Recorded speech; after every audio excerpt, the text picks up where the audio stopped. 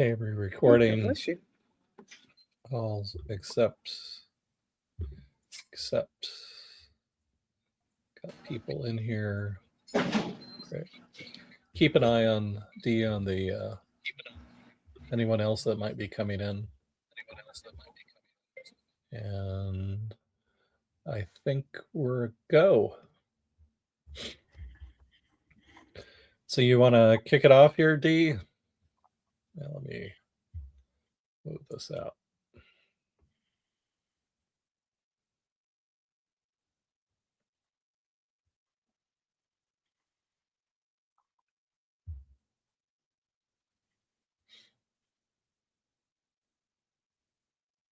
I think we're just waiting to get started here, everybody. So hang on tight.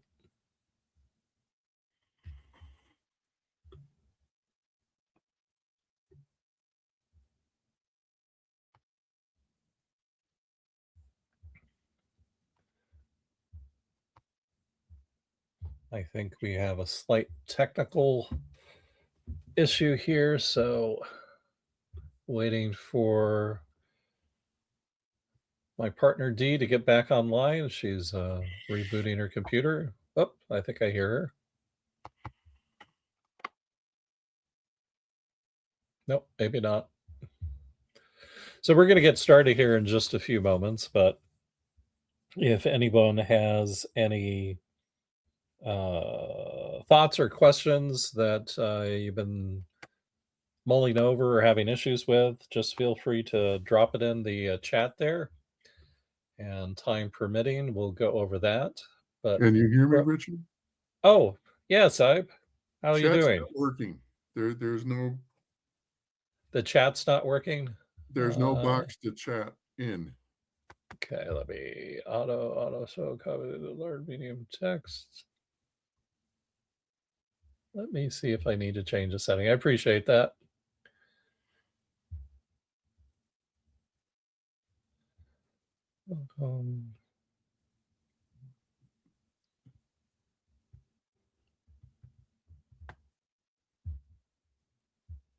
There are so many settings.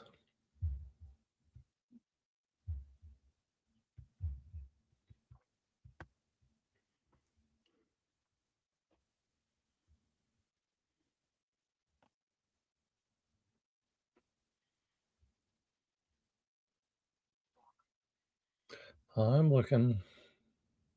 Yours is working? I'm back in.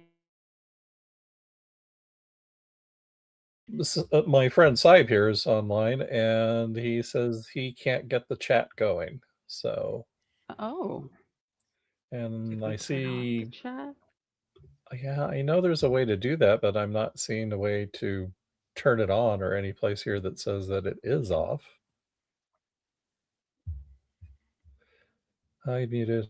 Hi, hi. Everyone joins muted. Hi, chat. We can hide chat from guests, but I have that turned off. And bring it back on. Hey, everyone. We're just getting started. And of course, as technology does, we're having a little difficulty. It's perfectly fine. Because, life. We're trying to make sure that you all can access the chat feature so that whenever you have questions, we'll be able to address them.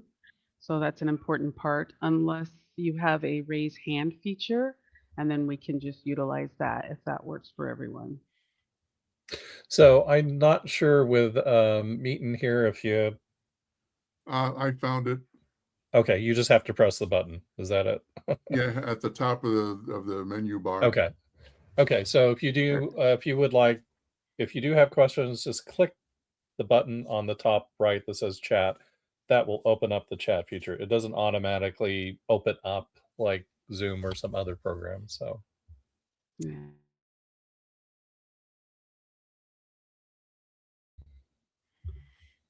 Welcome, everybody. We're just going to take about an hour of everybody's time here, and want to make sure the view is the active speaker. There we go. So everybody gets to see my face because I'm talking right now. So we're going to go through just a couple of things real quickly. If you have questions, just chime right in. We want this to be an interactive session. So with that, I'm going to let Dee Harris here start off, and go ahead and take it, Dee. Hi, everyone. My name is Digandi Harris. I go by Dee, she, her pronouns. And we're just going to take a couple of minutes to talk about AI tools, what they are, what they do, what they can do. How many of you are familiar with the term LLM or large language model? No problem, Nadine. But if you could put in the chat, ChatGPT, Claude, Perplexity, Copilot, Gemini, are any of those sounding familiar?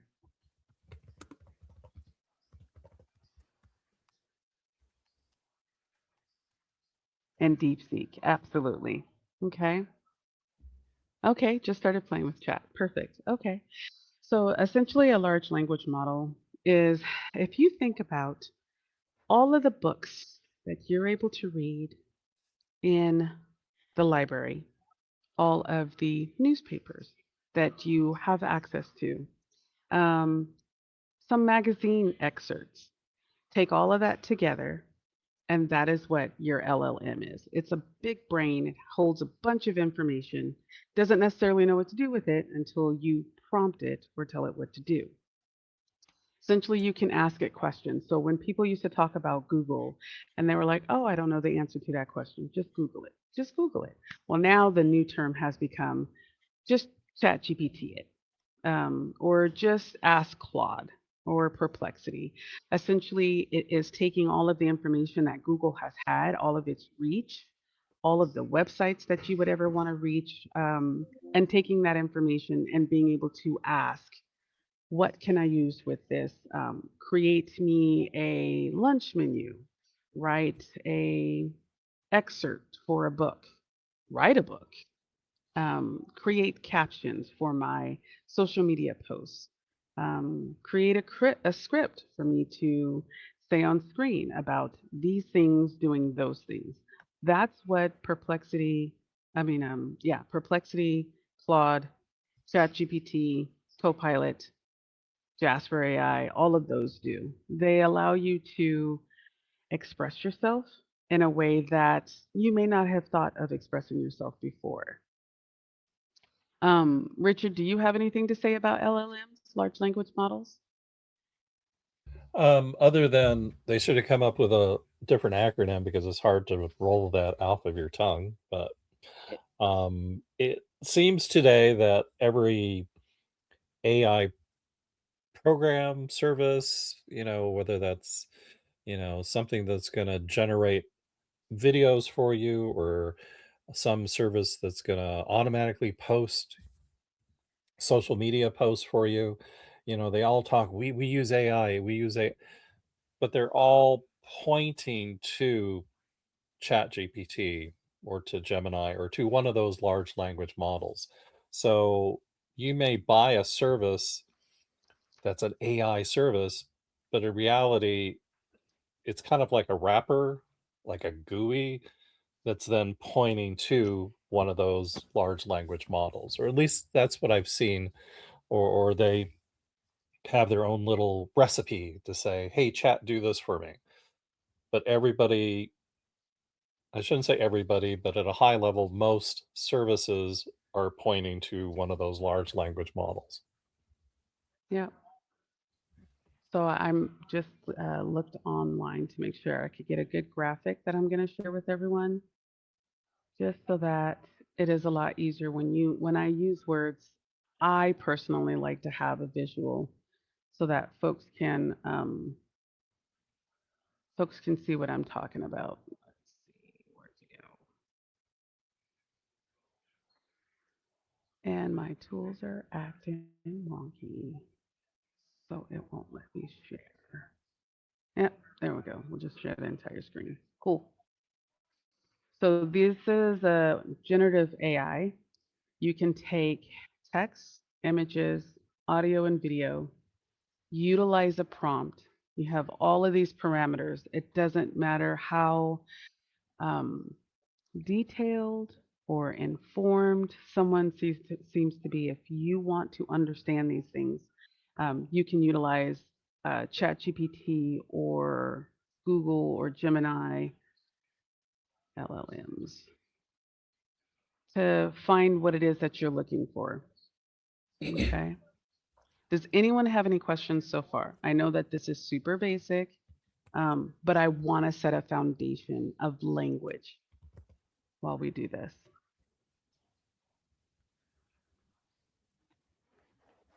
Okay. Nadine said they haven't played with anything yet. Okay. They're not scary. One of the things that I always suggest that people do is open it up and play with it. If you do have a chance to download ChatGPT for yourself right now, go ahead and do that. If you've already had it and you've already played with it a little bit, go ahead and open it. We're going to just take one prompt and see what you get out of it. Okay. Let's see if I can open mine.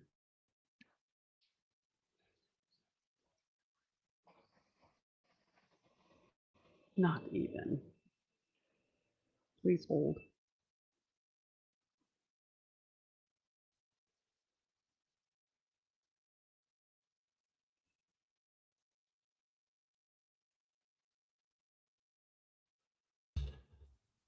So while Dee's taking care of that, anybody in the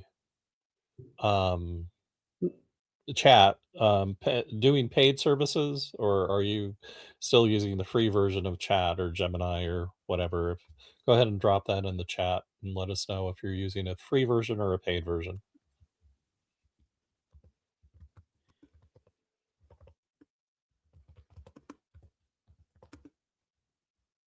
So one of the things with the free version that, at least when I first used it really quickly, I was way too... Is it possible to vacuum that side first? Just only because I'm on a video call? If it's okay, I'm so sorry. Okay, I appreciate it. So the free version, very quickly, I mean, I had too many thoughts too fast, and it just would time out on the free version and say, okay, you're done. You got to wait 24 hours before we give you any more cycles, as it were. Or if I started, hey, create me an image of this, and I want somebody on a beach scene or da-da. Okay, now change this, change that. It's like, oh, you need to go to the pay version or wait 24 hours. So it got very frustrating really quickly. I would highly recommend, if you're going to play around with like ChatGPT, use the paid version. It's worth the $20, even if you're just going to use it for a couple of months and then stop. It won't waste your time, because I found it frustrating to have to stop and wait 24 hours. But go ahead, Dee. It won't waste your time. Yeah. No, I was going to say it won't waste your time. Literally, you want to be able to have something malleable, something that you can play with in your hands. While you have the free version, the one thing I would always caution against: do not put any personal information on there. Your address, social security number, first and last name, depending.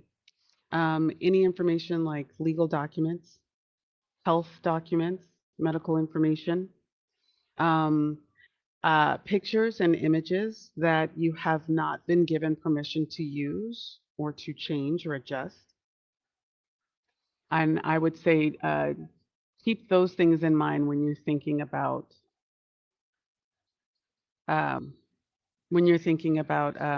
utilizing the free version.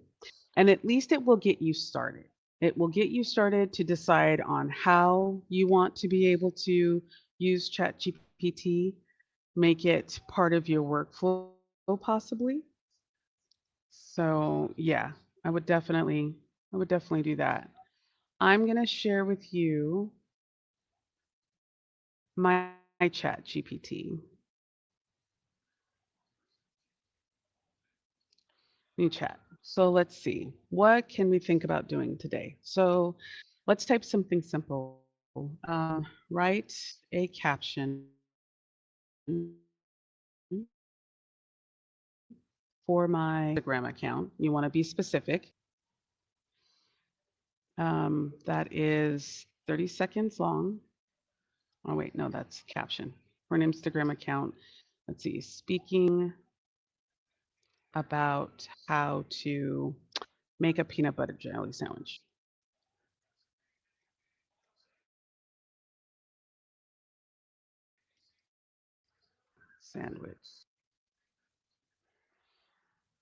Let's see, make it crunchy and enjoyable. And let's just start there. And if I could spell, you all can see my screen, right? Right?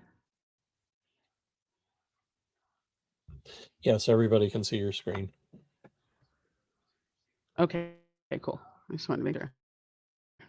All right. And let's see what it says. I chose peanut butter and jelly sandwich. It's very simple. One of the jobs that I had to apply for one time, that was one of the tests that they gave, is to make a peanut butter and jelly sandwich. And they wanted to see that you would do it step by step by step. So here's the writing. Spread it like you mean it, edge to edge, no dry corners. We're not living like that anymore. Jelly, not too much unless you enjoy chaos and sticky fingers. Balance is a life skill. So my chat has my sense of humor. And so it will the more you use it, the more you play with it, it will bring up, it will see how you write, how you act, what your language skills are, how you speak to it. There's this function here where you can talk to it and it can talk to you, or you can just dictate anything that you want to dictate. Um, yeah, close it, press lightly like you're sealing a deal, cut it or don't, diagonal if you have taste. And then that's it. Peanut butter and jelly sandwich. Great. Anybody would like to put anything in the chat about what they would like to see as far as a prompt or anything like that? Do we have any content creators or entrepreneurs here? Small business owners?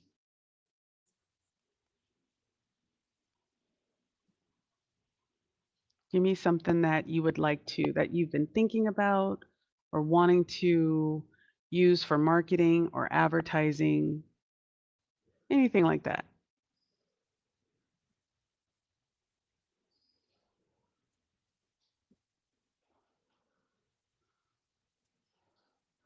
I used mine just not too long ago to talk about how AI was disrupting jobs from the last 5 years.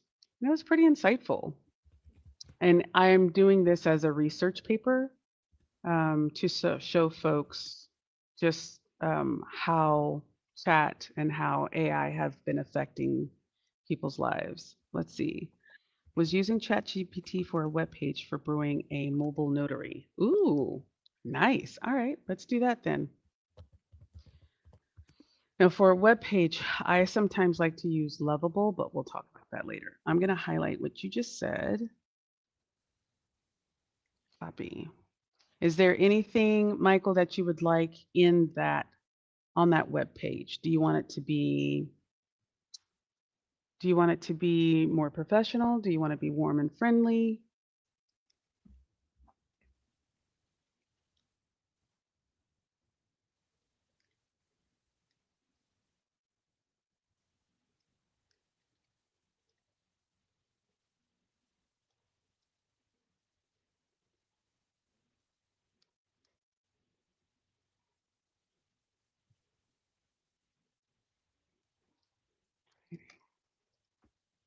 Mobile notary.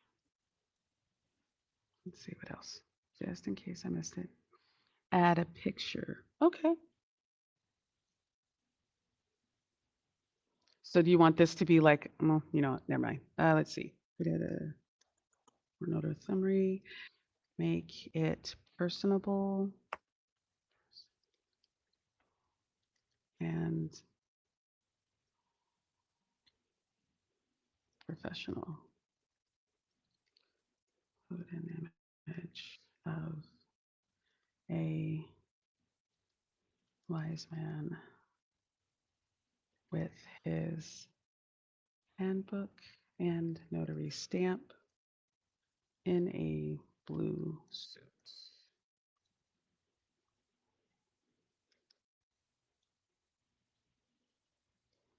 Sorry. Let's see. Salt and pepper.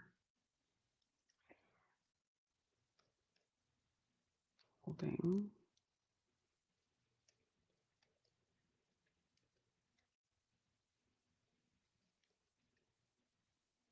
All right, let's see what that does.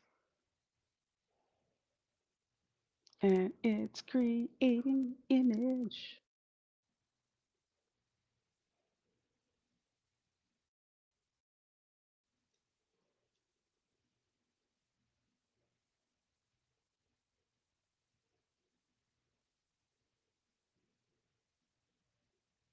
Sketching it out.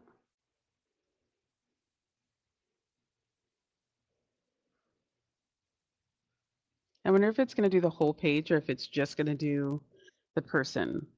We'll see. But I like using ChatGPT for creating my prompts for images. And I tend to use Google Gemini, Nano Banana for images and stuff. But this isn't shabby. So this is the first one. What do you all think? And just like that, tells you how to schedule, request an appointment, when you're available, fully certified and bonded. And then, of course, you'll be able to change all of the personal information. Oh, look, it allows you to do it already. Nice. And the previous one, the other one, I like this one. Looks more realistic. And it's very clear. Nothing seems jumbled. Everything in its right place. What do you all think? Yeah, so one of the questions that came up if this was the paid version, and so the short answer is yes, this is the $20 a month paid version of ChatGPT, not the $200 a month. That's a different level. One of the things we have here is just the example of the web page, but if you understood HTML and web page development and something, you could right here say, great, that's wonderful. Create the HTML code for me to drop this into a WordPress site, and it would create the code for you so that you could just copy and paste it into your WordPress site. I know this for a fact because I've done it myself. So I'm going to say image one is better. Again, with LLMs, think of it like a 2 to 5-year-old who is learning about your world, learning about all of the things that you deal with, work with, experience, talk to.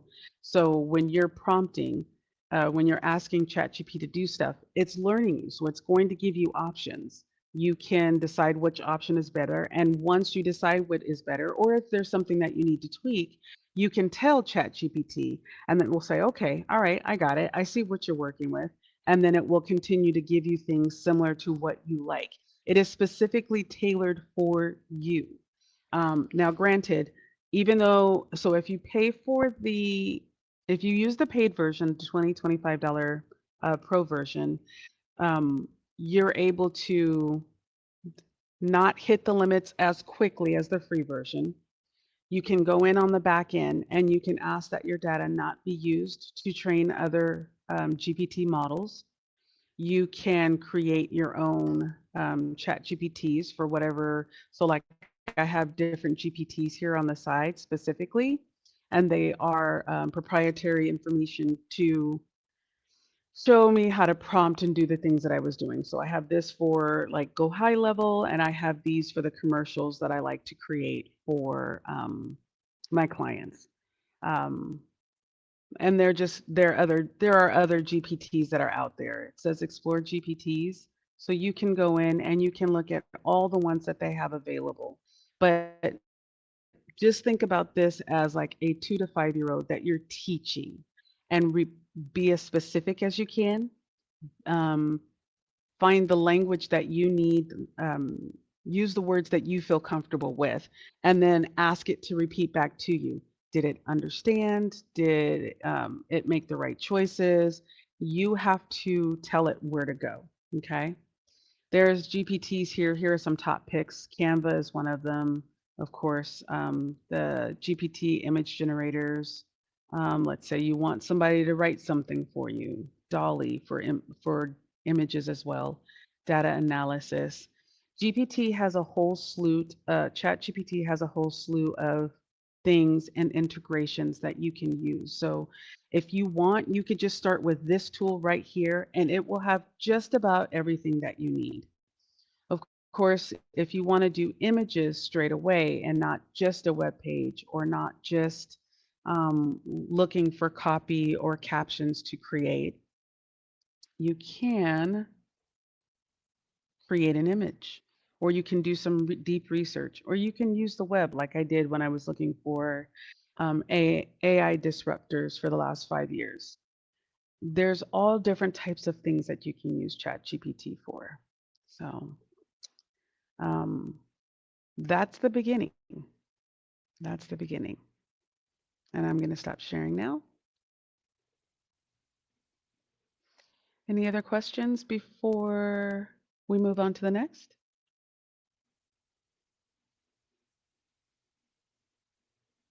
Okay.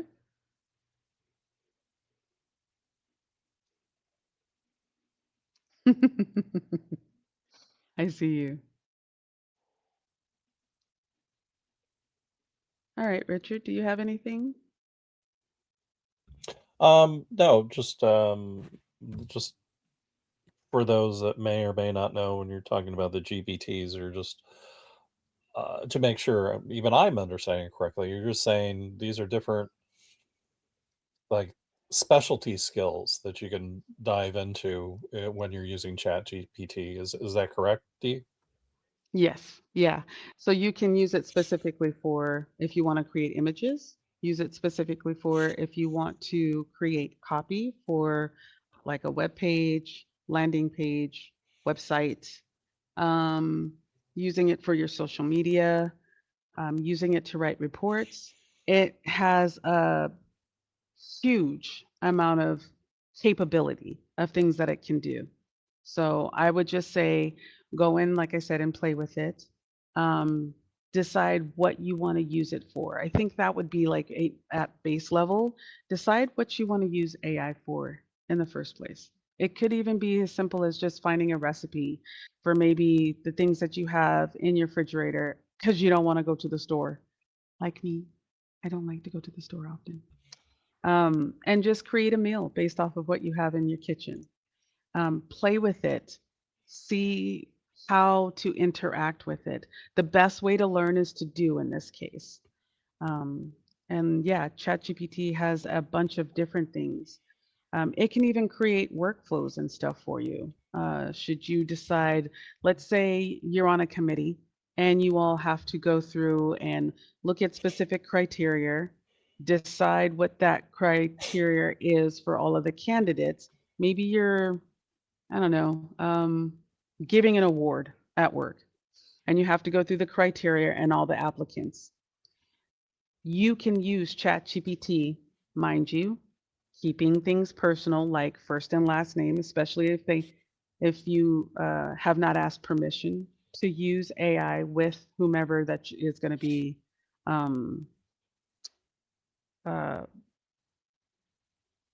don't know why I just stopped with words, especially those people that you have applied to be to receive the award, right? So just use first names, right? Or first name and an initial if there's like 3 Aprils or something like that. And then you can feed it into ChatGPT to then say, here's the criteria, here are the submissions. Please go through and help me find the person that would most be the best candidate to receive this award.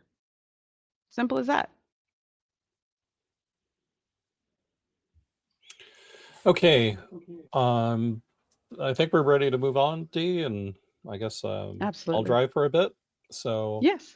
I'm going to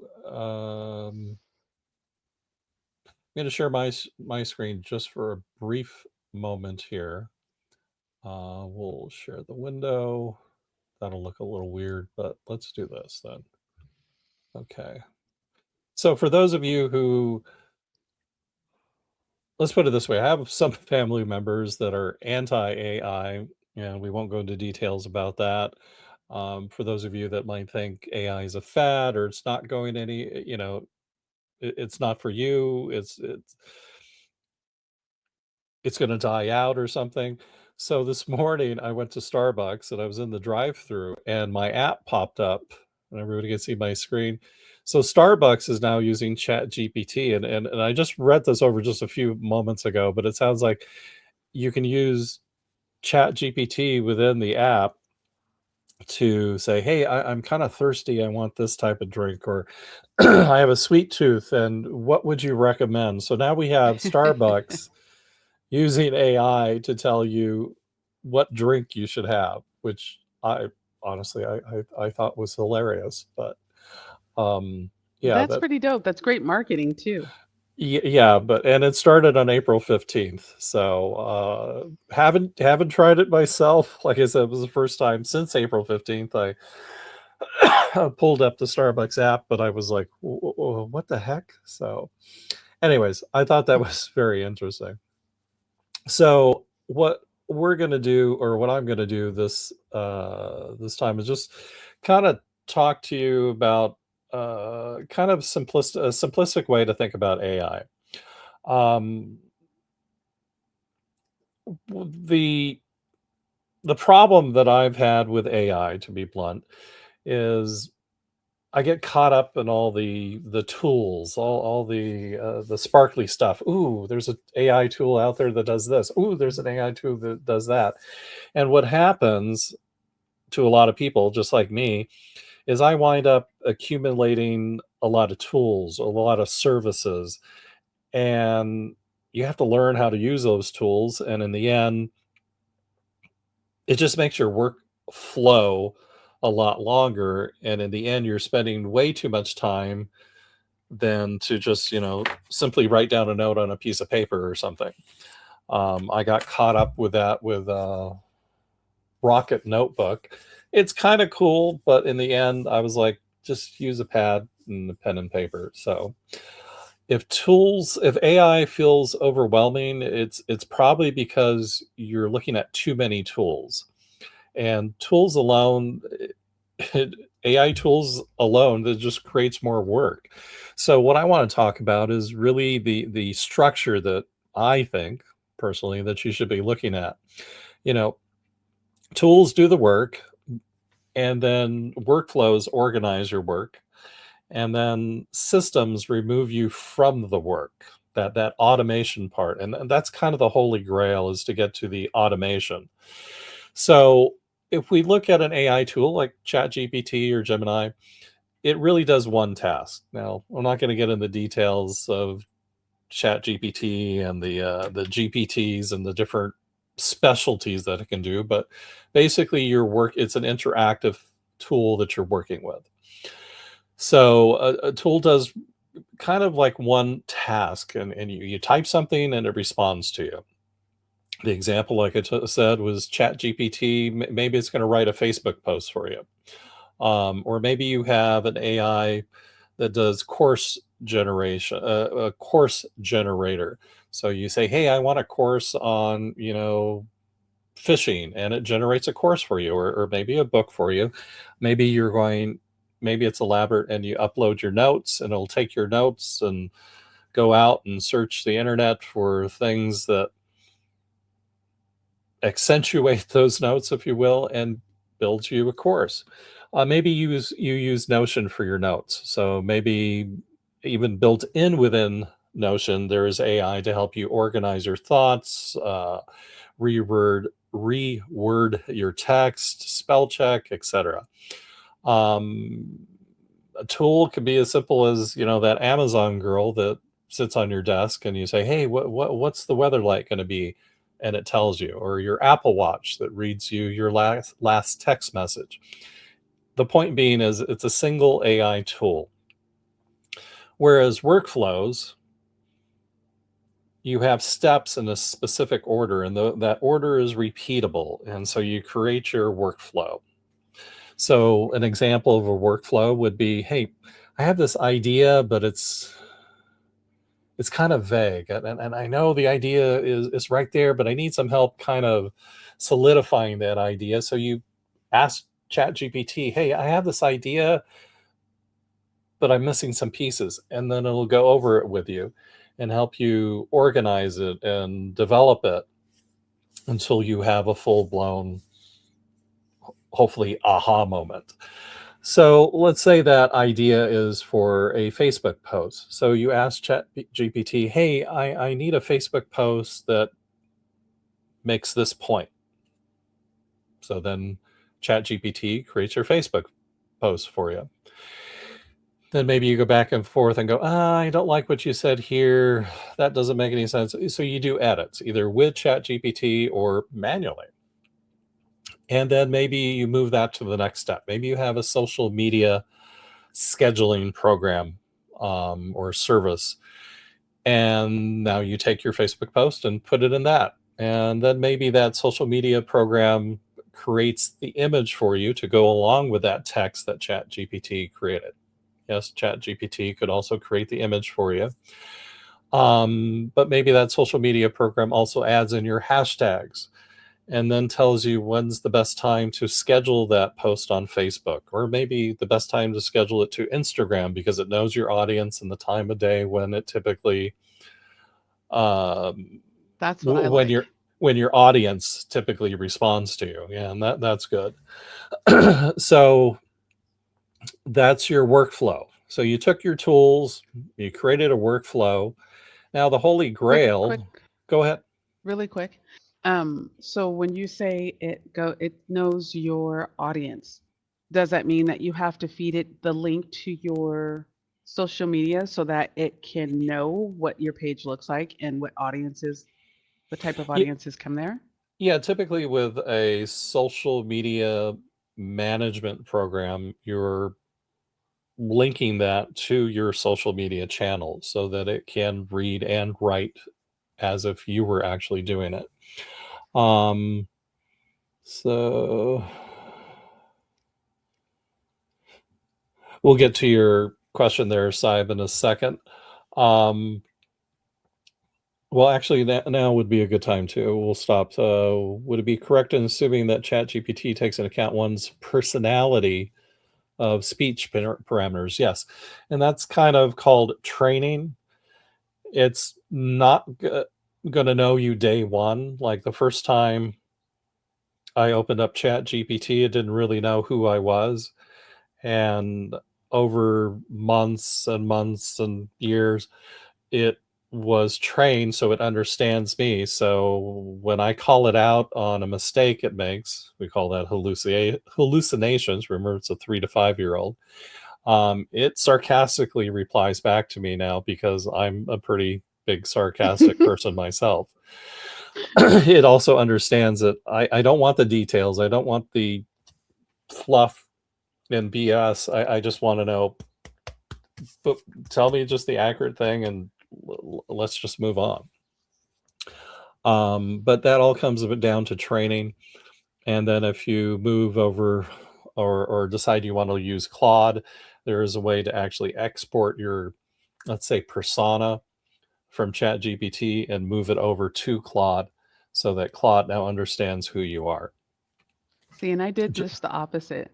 Instead of pulling stuff over, I pulled ideas over as far as things that I wanted to do, but I wanted to see how Claude responded to me. And so I kind of used it as like a versus for a little while instead of a companion.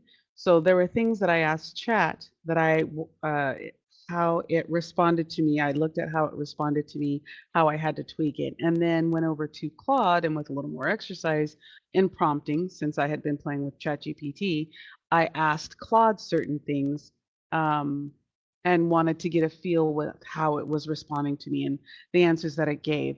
They were similar, but not the same. And I find for me, this is just for me, that Claude understands what I want better. And maybe it's because, like I said, I had some understanding and prompting and how to ask the questions before. Yeah, so the point there is, yes, if you train one model, you can export, typically, you can export and help it start training your next model. So getting back to the presentation here, so we talked about tools, we talked about workflows. Now the kind of the holy grail is systems. Just to take all those tools and you have your workflow and automate it. So when you get a workflow and it's all connected and automated, then the data moves for you, or I should say the data moves without you. Here's a pretty good example of what exists today. Maybe you have a website and you got a lead capture form, say, hey, for more information, register here, or, if you'd like to download that, specialty guide, give us your email address. So once you have that lead capture form on your website, then it's typically stored somewhere. So let's say it's stored automatically in a Google Sheet. Okay. And then some other program or service sees, hey, there's a new entry. So a follow-up is triggered. Maybe that trigger that's looking for those new entries is make.com or Zapier or not probably, I always screw up the name of that company, or N8N, etc. Those are those companies that can see into your systems if you allow those systems, so that, hey, there's a new entry that creates a trigger, let's do this. And maybe that action is automatically sending a text message, sending a follow-up email, etc., maybe writing it out to a database, etc. Here's another real world example, content workflow. We capture an idea for a topic to post about it. We run it through ChatGPT, we refine it, and we load it into that social media management program, and you schedule the post. This is a workflow.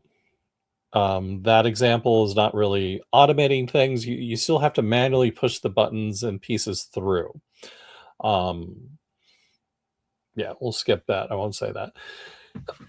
Okay, so before we move on to a hands-on system that's automated, does anybody have any other questions here? Drop it in the chat now before we move on, because we're going to go into a little interactive mode here. So I just put in the chat that Zapier, N8, that one, Notion, and Make, they're all connectors. They connect different apps, and they have triggers in them so that they can trigger the request or the prompt that you have to then trigger into their workflow utilizing the different apps that you've given it access to. Okay, so someone has a question about workflow system. I'm sorry, I'm driving, so can you let us know, Dee, what the question is, or? So the person just said, I have a question about workflow systems. Is there a workflow in, go ahead. Hello. Am I audible? Yes. Okay, so my question is basically, you did mention that ChatGPT is not like a workflow system. Am I correct? Yeah, I would consider it a tool. You are processing data in and getting data out. So depending on your definition of a workflow, I mean, if you're just converting something and that's your workflow, then I guess it could be considered a workflow. But I see a workflow when you're pushing ideas, information, data, and flowing through and coming out with something entirely different, like a Facebook post as a new image, a video, a book, slide decks, etc. Okay, so Actually, my question is because I work at Amazon and we have Amazon QuickSight, which is like a workflow system. Okay. And basically, like we have a lot of tools integrated in the QuickSight. And I was actually hoping to learn from this session probably how I can navigate that or how I can use that at work because we kind of expected to integrate AI to our jobs in our daily task, and I'm having a hard time actually like knowing the right tools or how to just go about it. Seems like it's broad and has like a lot of different tools there for different stuff. Okay. So this is a system at Amazon that you're responsible for, is that correct? Yeah, it's like a system that has like different tools in it, an AI model, and it's supposed to help like with daily tasks at work, like integrating basically um emails, information about workflow, SOPs, and different stuff like that. Like basically just to help with performing daily tasks and workflow. Okay, and is this a proprietary system that Amazon has, or is this a service that they pay for from a company? Um, It's actually like a proprietary system, but they Okay. do give it out to other companies for, I guess, a subscription or something like that. And what is it called again? Amazon QuickSight, Huh. Quick, All right. I'm looking it up Quick now. Suite, sorry, Quick Suite. Quick Suite. Okay. Yes, Suite, SUITE, Amazon Okay. Quick Suite.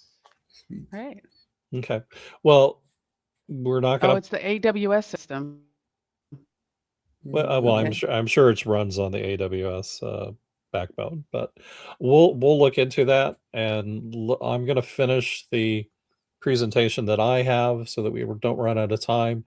And then if we Okay. do have other time, Dee's going to kind of do a little bit of research while I finish up my presentation.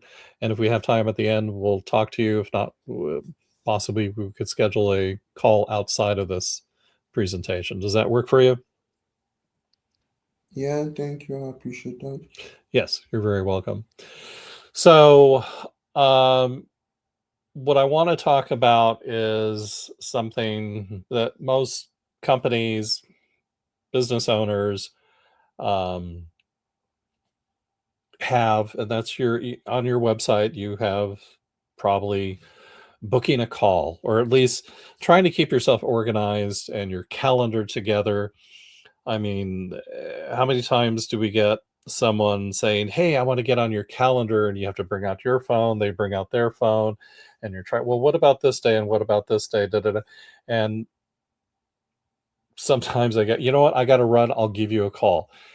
The easy way would be just to have a button on your website to say book a call. So let me share my screen here and show you what we have with SkAiL Evolution.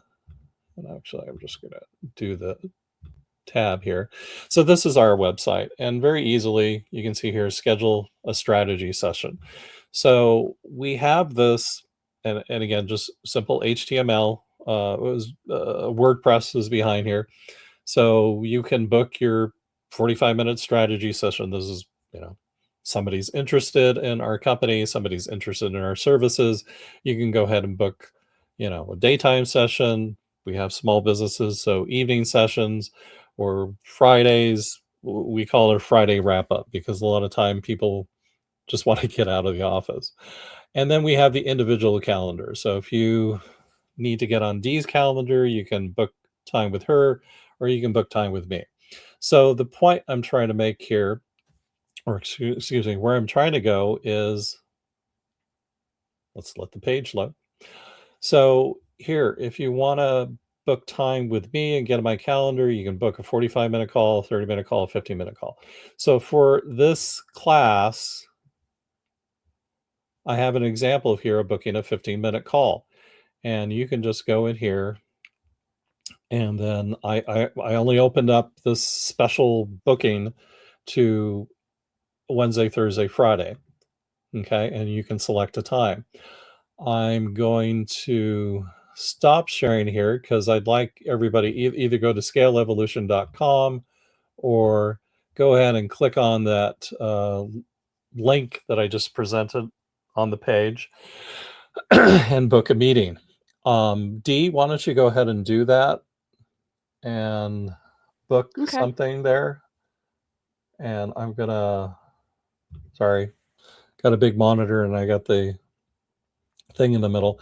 I'm gonna go ahead and share real quickly my calendar. Okay. So here's my calendar here. Okay. So if you have time and you want to, go ahead and use your phone, use your web browser, just open up another tab or window and go to SkAiLEvolution.com, book strategy session, go to my booking. You'll see my lovely face there and book on that 419 15-minute phone call that you see there. But the point being is here's my actual calendar. And this is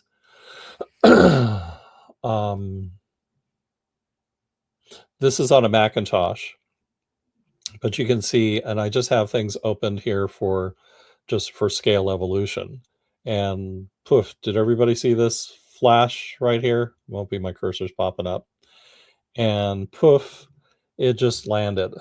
And I don't know if you can see, you probably can't see the pop-up, but when I click on it, it says that the booking title 419 class example, 15-minute, and I just have down here a short focus. It doesn't matter what the pop-up says, but it immediately landed on my calendar. And now because it's on my calendar, nobody else can book that time. Or if I share my calendar with my wife, she knows I'm busy. The point being is this is a perfect example of just taking your tools, your website as a tool, a form, and then linking it to your calendar. Yes, I'm using a service called TidyCal, and that just works perfectly. There are other services out there that does exactly the same thing, like Calendarly. I hate that name, by the way. There's other booking systems out there. There's tons of different booking systems. The reason I went with TidyCal is it's not a SaaS model. I think I originally paid $30 just for my calendar, and it was like under $100 to do the business or enterprise version, as it was, that does Teams, and it syncs with my calendar, it syncs with Dee's calendar, and everything's there. Questions, comments, oohs, ahs? Nice.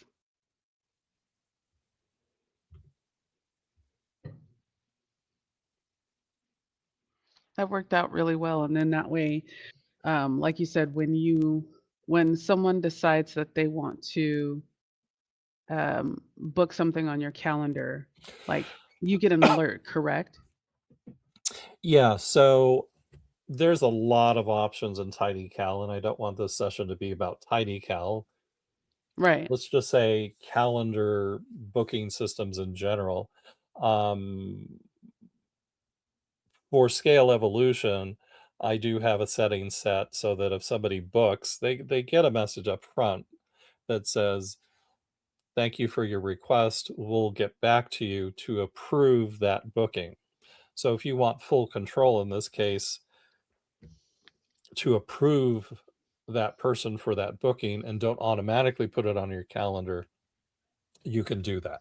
There's an option to do that. There's also an option, in fact, Dee, just you'll probably get it. I think it's an hour or a day before you'll get a text message saying, "Hey, just a reminder, you have a booking with Richard Guerrero." In this case, it's going to say the 419 class example, 15-minute, and you'll get it Mm-hmm. just to let you know that, hey, don't forget you've got a booking. Yeah. I mean, AI can help and do a lot of things, mainly organize your life. I mean, sometimes it's just we have so many things that are happening in life that we need a little help.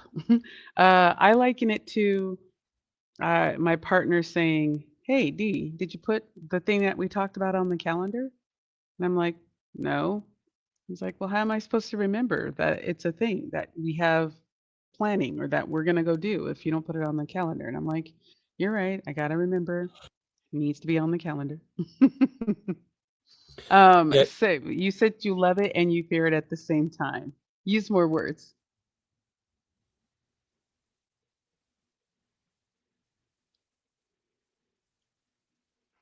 He's probably typing it.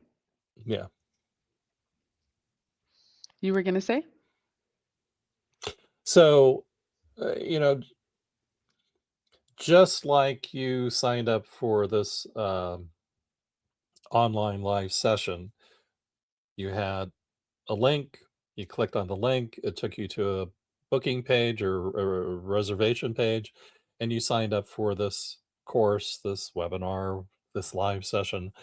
And then I think a week before, the day before, an hour before, it should have automatically sent you an email just to remind you that, hey, you have this online session coming up with SkAiL Evolution. And that was all automatic. We didn't have to push it out. We didn't have to get involved. It was just a workflow that was automated that just went all the way through. Now, our alternate to Zoom called Meetin does that for us in the background. But you can connect Zoom or other programs using like Zapier or N8N and to have triggers to send those automated emails out or to send a text message or to send a follow-up or these are how funnels are organized because this action creates the next action, and if they go this way then it does this, if they go the other way it does that. That's really what the automation is all about. And then you can go further depending on the tool that you have, to say, hey, if this information or this profile is met, then do this with the person. Or if they respond, then do this to the person, or respond back with whatever it is that you're going to be building that logic. And that's where it takes your time, your thoughts, your methodology. You want it to be in your brand voice. My advice is walk before you run.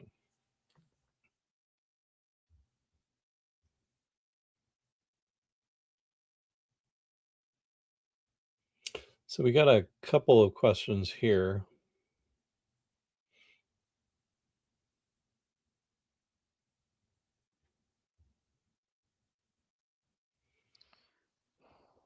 I was just asking Michael to explain um, his statement just to see if we could get a little more clarity and then express it because he may not be the only one that feels that way. So, and I'd like to address it. I was also looking at the AWS agentic stuff that we could maybe chat about later um, when we are done with the call. But yeah, uh, all of this to say that AI, yes, it can be scary. Oh wait, I can do. So Seb said, I love what it can do, but I fear all of the processes with multiple platforms. Don't really trust the cloud. Um, yes, and it's literally like being on the internet. Yes, folks, if you are not careful, folks can access the things that you have or use on the internet. You just have to be really thoughtful and mindful about what it is that you're looking for, the reason why you're using AI, and what it is that you want to share with respect. And being able to do multiple tasks because we're in a day and age where we're being asked to do more with less. Sometimes we're just being asked to do more. And the only way that we can keep up is utilizing the tools that we have available to us. so that we don't fall behind or miss a deadline or yeah. And research online isn't as easy, I guess, as it used to be. Well, like I said when we first started, people used to always talk only about just Google it, just use Google to find the answer to things. But with information, we have to sometimes find ways to disseminate that information and get and drive to the core of what we are actually looking for. And in that respect, I believe AI helps us quite a bit in, let's say you have to do research for work. Let's say you have to do research for a notary. Being able to have information quickly at your hands is what I feel like AI does the best. Yeah, so we're going to be wrapping up here in just a bit. So if you do have any last minute questions, feel free to drop them in. But one of the things I would invite you to do this week is, you know, pick one thing. Pick one thing that you do every week. You know, whether that's writing an email to the same person or writing a certain type of email to the same person. Write down those steps. Now, those steps, those are your workflow. And then you're going to improve it from there. Once you have your workflow, then you can start asking yourself, okay, where could AI interject and help me do things more efficiently so I'm not spending a lot of time? And that's a good starting point if you want to bring AI in more into your workflow and help it optimize or minimize your time is really what you're trying to do, because we all have things to do. I don't want to be around a computer all day, 8, 10 hours a day. I'd like to be out with my wife or with my son. It's all about making your life simpler and hopefully reducing the amount of time that you need to work, either so that you can spend more time, quality time somewhere else, or divert your time maybe building your business. And I think my final thought for you is, if you have chaos right now in your workflow and you try to automate it, you're just going to automate more chaos. So True. try to simplify things. Try to figure out what is it that you really want to do, what is it that you really want to say, and then bring AI into it. And that will help you quite a bit. Because just like me, when I first got into AI, I was like, "Oh, look at all that all those shiny tools. Look, we can do this, we can do that, we do this." And all of a sudden I have this toolbox and I'm like, "Wow, okay, now what am I going to do with it?" I mean, everything made my life easier, but now it's like I'm spending all this time with these tools, and is it really getting me any efficiency? So it took me a long time to go, no, don't do that, don't do that, don't use that tool, don't use. Simplify as much as possible within your workflow using AI, and you'll eliminate a lot of that chaos. So Which is also the reason why we just stuck to talking about chat for this particular workshop, because there's so much out there. But let's just start with a level, like I said, in language that we can all understand and that we can all agree upon, and just play with the tools. Be mindful of what you're putting in it. Nothing personal, nothing medical, nothing financial. Um, but play with it. Find ways to use it, to utilize it, and you'll become more adept. I There's this terminology that's going around right now called AI psychosis, and it's just because people will use AI so much, and yet they don't. They're using it, and it's all staying inside the platforms. People aren't using it and extracting that information and putting it where they need to, whether it's work, emails, or your own business. Um, so be mindful. Set yourself a time limit to learn and to practice, but by all means do. okay, so one of the things I did is I just put up on the screen a registration link. This Thursday we're doing a lunch and learn, there's no presentation. So if you have questions, if you just need help, whether it's understanding a concept or using ChatGPT or using Gemini or coming up with your workflow, this would be the time to come ask your questions. It's free, it's complimentary. It's about an hour.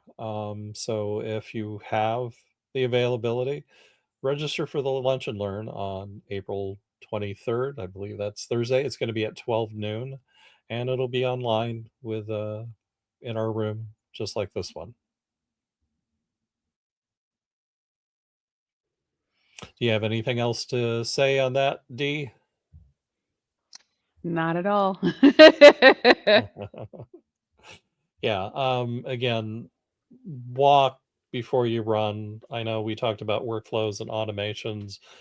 If you're just beginning and just learning AI, play with ChatGPT. Here's a huge thing that changed how quickly it went for me is rather than me typing what I wanted from ChatGPT, I use the microphone. There's a little mic icon in the little window where you type what you want to ask ChatGPT, and I click on that, and I have my microphone here, and I just talk. And sometimes I ramble, and it understands that rambling.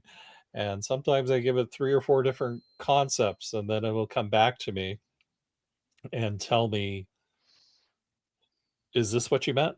And then we'll go through a few rounds of revisions before we get to that core idea and go, "That's what I'm talking about. Now go do it. Go write it for me. Go Yeah. develop it for me. Give me an outline. Give me a structure." The notes, the format, my presentation today, that was all ChatGPT. I said, I want to talk about tools, workflows, and automations. And this is kind of what I mean by tools, kind of what I mean by workflows, kind of what I mean by automation. But we're limited in the time. It's not going to be a 3-hour course. What should I say? That part. And it spat it all out. And then, I put it into a Word document, pages. I'm on a Mac, and just finished editing it and took things out that I didn't like and put things in, and that's how I made it easy. I did it in about half hour, 45 minutes. So here, am I sharing my screen? Can you see it? Yes, you are. Okay. So I'm on ChatGPT. This is where you can dictate. So I'm going to go ahead and do a little dictation. Never mind. Apparently, I turned off my microphone. Didn't realize it. Oh, no, it's because I'm on Meeting, so it won't let me. But you can dictate where you're talking, just free flow. And don't worry about making correct sentences or anything like that.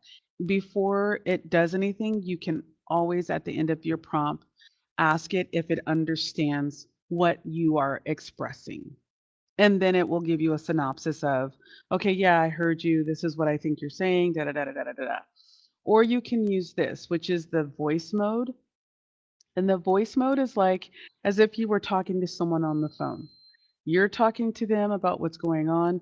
When there is a lot of break or pauses, it will then respond because it thinks you have stopped talking.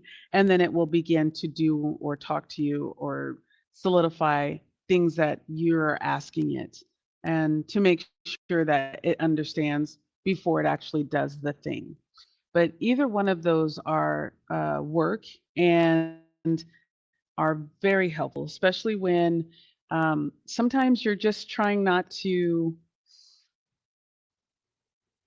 I have a tendency to run on sentence when I'm typing. I'll just be typing and I won't think of punctuations. And that's not how Chat GPT was trained. Wasn't trained on run on sentences. It was trained on actual sentences. So I would suggest that you do that. You can also take images of things. So the other day, somebody gave me a reading, and I had some information about constellations and what the moon and Taurus means and all of that. And I just took screenshots of it. And then I asked it to explain to me what does all of this mean? Like, I like woo woo. I just don't understand woo woo. So I asked it to explain it to me. And then it looked at the images that it took and then it broke it down. And then I said, okay, based off of that, help me create different things that, different intentions that I want for the remainder of the year. And it did it. Yeah, so So I'm going to share my screen real quickly so that they can see, just in case they've never done this microphone. I'm at my desk and I have like 4 different microphones, so sweet. Thank it'll you. be fine. Am I sharing my screen first of all? Can you see ChatGPT? Sure can. Okay, just wanted to make sure because I'm still on the screen talking for some reason. Okay, so I'm starting a new business and I'm a mobile notary and I'm building my website. What are the key things that I should have on my website for my new business? And it's just transcribing, and then of course you can hit return. You don't need a fancy website, clear. And it's just going to give some thoughts. Simple booking, like use TidyCal or similar. It pulled that in because it knows I have TidyCal, but it's going to go through and just give you, you know, serving Vancouver, Washington, Hazeldale is from within 25 miles. It's pulling this information because it knows me, you know, it knows where I live, it knows where I work, it knows my general area because I've trained it. So, Still not a bad idea though. yep. So, and then from there, you could literally say, okay, that's great. Build me the HTML to drop into WordPress for the home page only. And we're going to end there, but just to let you know, generate the HTML for you so that you can drop it in. Oops, it has questions for me, but here it's building the HTML and you can literally just hit copy, go paste. And there you go. See, my question is where do you go paste it? And I know that's for another time. It's just I have the tool, I have the information, but I don't know where I'm supposed to put it. Yeah, well, specifically, the websites Cool. that I've built in the past have been with WordPress. Did I say DreamHost? No, WordPress. That's hosted on DreamPost. So you go to your WordPress site as your admin and yeah, build a page and drop it in. That's web page building, so that's outside the realm of this conversation. So can I say? Yeah. All right. Okay. Well, I So hope you all enjoyed everything. yeah, I think we're gonna wrap up. Yeah. And if again, if you have questions that are more one-on-one specific to your needs, come join us at the Lunch and Learn on the 23rd, and we can get into it a little bit. Obviously, we're not going to solve a 40-hour project in 20 minutes, but we'll take your questions and we'll answer them to the best of our ability. And what we can do is we can go ahead and stop the recording, and then we can talk to them. So then that way, their specific questions, if it's something that we want to put on, or if it's personal, we don't necessarily want everyone, because ideas are ideas. Intellectual property is a real thing. Yeah, that's true. So we're going to go ahead and officially end this, and we're going to stop the recording here. And thank you everyone for attending. If you want to stay a little bit, that's great. If you need to go, please just use the thank you for your time. You can exit the meeting by clicking on the X at the top right corner that says leave. It is going to ask you if you'd like to leave any feedback for us. Would be wonderful if you did. No hard feelings if you can't. Yes. But thank you everyone for attending. Signing off now. Oops.